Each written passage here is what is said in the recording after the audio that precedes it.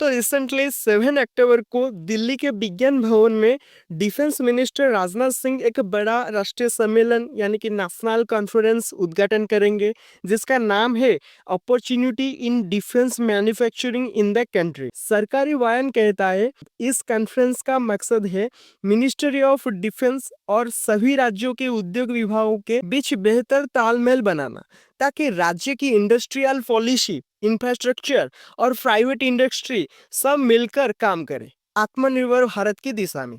यानी अब डिफेंस सिर्फ दिल्ली का विषय नहीं रहेगा, अब ये हर राज्य का हिस्सा होगा। हर राज्य डिफेंस मैन्युफैक्चरिंग हब बनने की दौड़ में शामिल हो। अब सुनने में तो ये एकदम शानदार लगता है, पर आप जानते हैं हर बड़ी सरकारी घोषणा के पीछे कुछ हिडन लेयर्स होते हैं। अचानक ये कॉन्फ्रेंस अभी क्यों?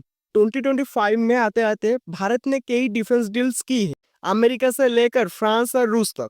और इसी के बीच लगातार एक शब्द सुनने को मिल रहा है, इंडिजिनाइजेशन यानी स्वदेशीकरण। एग्जैक्टली।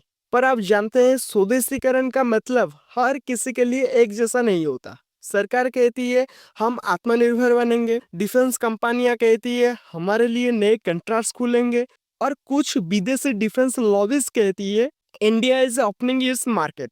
यानी तीनों के लिए इंडिजिनाइजेशन का मतलब अलग अलग है। तो ये कॉन्फ्रेंस जिसे अपॉर्चुनिटीज बताया जा रहा है, असल में किसी के लिए अपॉर्चुनिटी है? क्या ये भारत की कंपनियों के लिए है या विदेशी डिफेंस दिग्गज के लिए है, जो भारत में बेस बनाकर सस्ते लेबर से हथियार बनाना चाहते हैं? अब जरा गौर कीजिए, इस कॉन्फ्रेंस के साथ दो बड़े डिजिटल पोर्टल लॉन्च हो रहे हैं।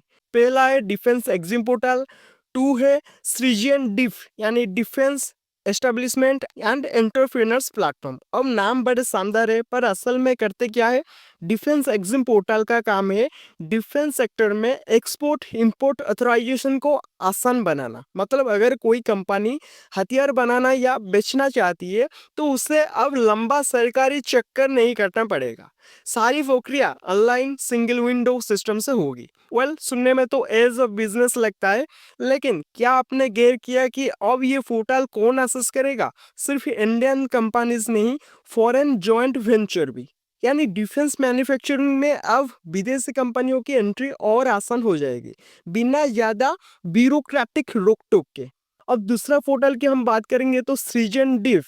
इसका मकसद है डिफेंस इंडस्ट्री की कैपेबिलिटीज को मैप करना। मतलब कौन सी कंपनी क्या बनाती है, किसी के पास कौन सी टेक्निक है, किस राज्य में डिफेंस क्लस्टर बन सकता है, ये सब डाटा इस पोर्टल पर होगा।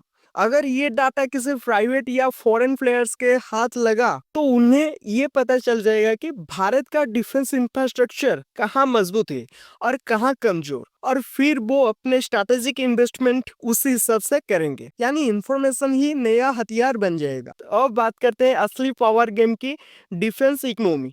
आपको याद होगा पिछले कुछ सालों में भारत ने डिफेंस में जबरदस्त निवेश बढ़ाया है। प्राइवेट कंपनियों को डिफेंस कॉन्ट्रैक्ट्स मिले हैं, जैसे Tata advance systems, Adani defence, L&T इत्यादि। अब सवाल है, क्या ये सब सच में डिफेंस कैपेबिलिटी बढ़ाने के लिए हो रहा है? आप जानते हैं डिफेंस सेक्टर में प्रॉफिट बहुत बड़ा होता है। एक फाइटर जेट, एक मिसाइल सिस्टम या एक राडार सिस्टम, हर एक डील में करोड़ों करोड़ डॉलर घूमते हैं। तो अगर सरकार डिफेंस मैन्युफैक्चरिंग को स्टेट्स तक फैला रही है, और जब इंडस्ट्री फैलती है तो कंट्रैक्ट भी बढ़ती है, टेंडर भी बढ़ते हैं और लॉबिंग भी बढ़ती है। एग्जैक्टली, लॉबिंग, यही असली खेल छिपा है। भारत आज भी दुनिया का सबसे बड़ा डिफेंस इंपोर्टर है। हाँ, सही सुना आपने।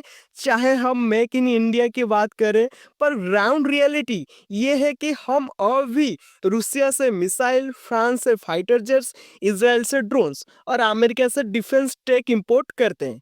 तो फिर ये डिफेंस मैन्युफैक्चरिंग कॉन्फ्रेंस असल में क्या कर रहा है?